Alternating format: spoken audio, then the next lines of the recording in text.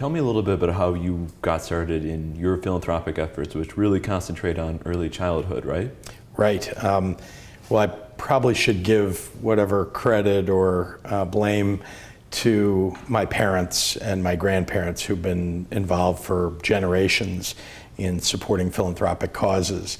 So I come by it naturally, let's say.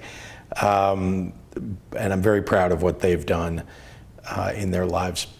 I came to early childhood education and early childhood development because I was exposed to a philanthropist who had spent his latter half of his life focused on that subject matter, and that was Irving Harris.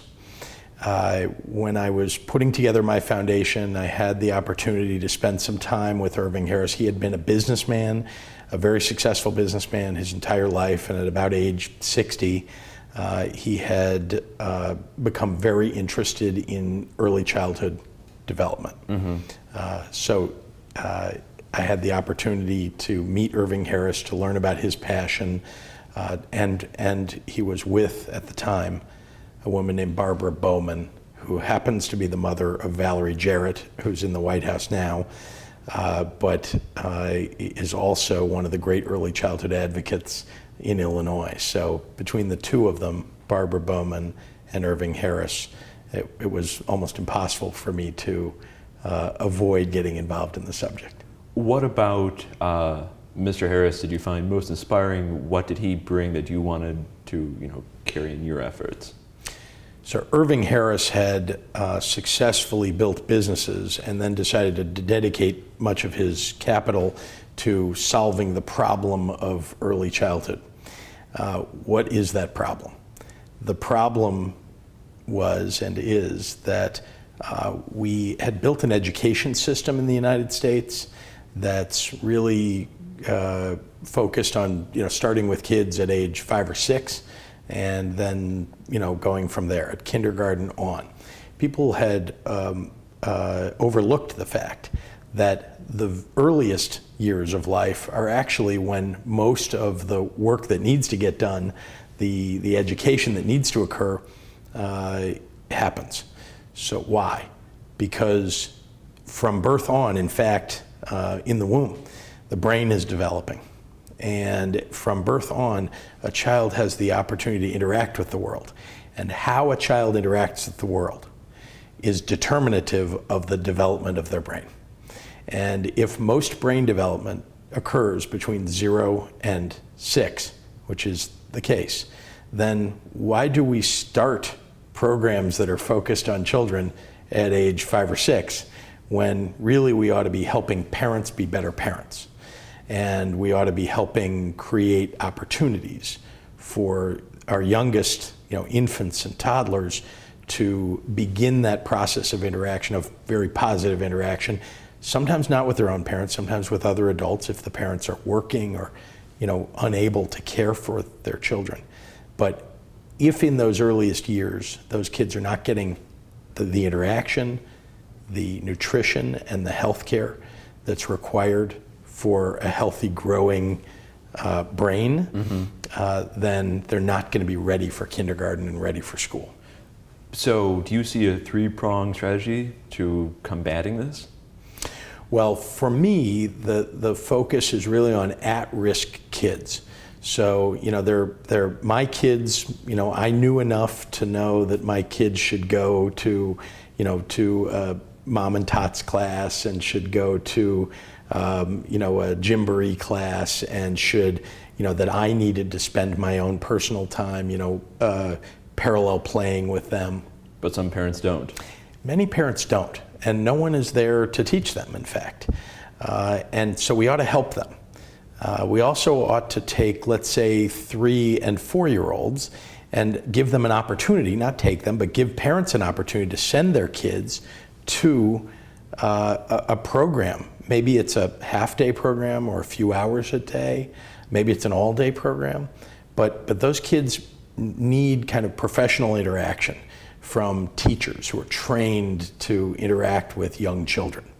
And believe me, if you talk to kindergarten teachers and ask them Is there a difference between the kids who come from a preschool environment and kids who don't? They will tell you it's like night and day. Tell me a little bit about social impact bonds, which is a new way to combine finance metrics and private capital with philanthropy, right? Yeah, so let's start with the idea that governments are constrained today. And so if you show up to your legislature and say, gee, you ought to introduce this new program, fund this new program, they'll tell you, well, where are you going to find that money? Right. No one has any money. No one has any money. So what if you could gather private capital to focus on public needs? And what if it wasn't philanthropy? What if that money was in fact an investment that had real returns to it? It turns out that investing in, and even philanthropy, investing in early childhood yields the most gains of almost any kind of philanthropy, giving, or investment that you can do.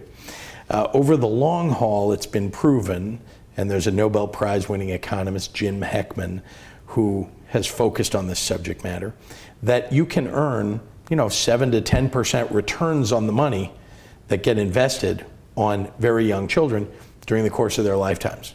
Every year, that's an annualized basis. Annualized basis. Now, you'd say, well, gee, it's not really an investment. Isn't it giving, or isn't it government function? But think about all the things that we spend government money on today, or even philanthropic money. We even think about what the Treasury bond yields today, right? Think about that, absolutely. But so here we put money into jails, right? How much return does a jail give you? You can calculate, by the way, how much a return does jail give you. It turns out it's less than 1 times your money. And it does. There's a gain associated with that because it takes somebody off the streets, and therefore it's less transaction hindrance, let's say, to the economy. But there's also an expense associated with it. Every government program and every public need can be calculated as a return on investment. Turns out of every type, including, by the way, K-12 education, including that and all the other ways you can invest your money, early childhood education yields the most. So, social impact bonds, the concept is, what if you could get private investors to take the risk of implementing a program, take the risk off of the taxpayer, and put it on that private investor. And let's say you could give the private investor a small return on their investment, maybe 5%. And let's say that return is actually much higher for the public taxpayers, so that if a private investor puts the money up and gets a return of 5%, the return to the public taxpayer, who put up no money to get that program going and therefore didn't make the mistakes of a startup program, let's say, if you put their return up against the private investor, it's much greater. So what about gathering private dollars for a social impact bond that has a real return? So a private investor putting $1,000 into a social impact bond might get $50 of return on that $1,000 each year of a 7-year payout, and then the return of their principal. The government takes no risk during that time period and only has to pay if it gets returns. So how do you calculate returns? The returns that are calculated on social impact bonds today, for example, the one that we implemented in Salt Lake, are calculated based on the savings that you reap from avoiding kids going into special education.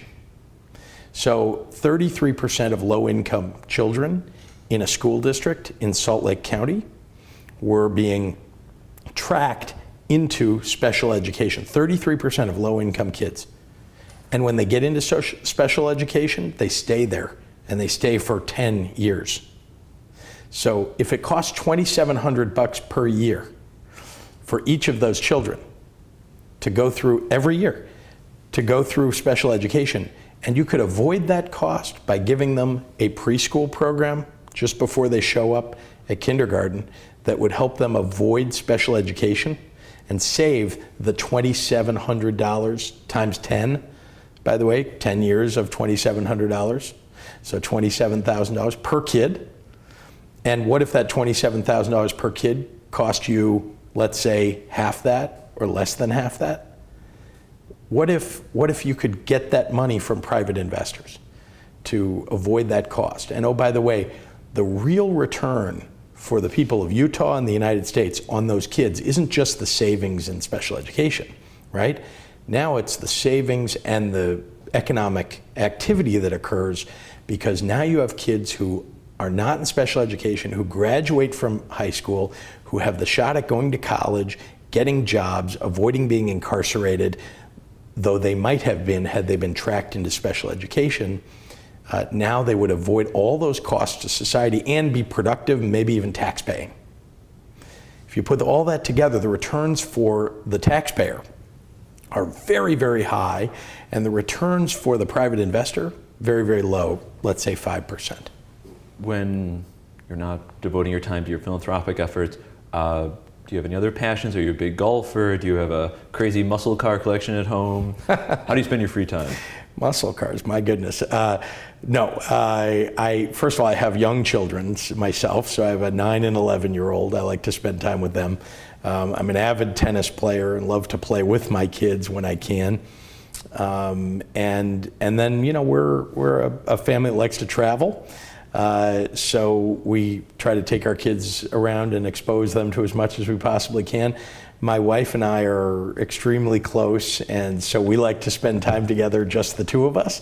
So we'll go away sometimes, and you know, just to get away from the kids and be on our own, so that we can refresh and you know, be the best parents that we can be when we get back with them. So I think it's travel, tennis, my kids. Favorite vacation spot? Oh gosh, we like to spend time in the Caribbean. It's an easy plane ride from Chicago. So I have to say, on a regular basis, that's probably my favorite.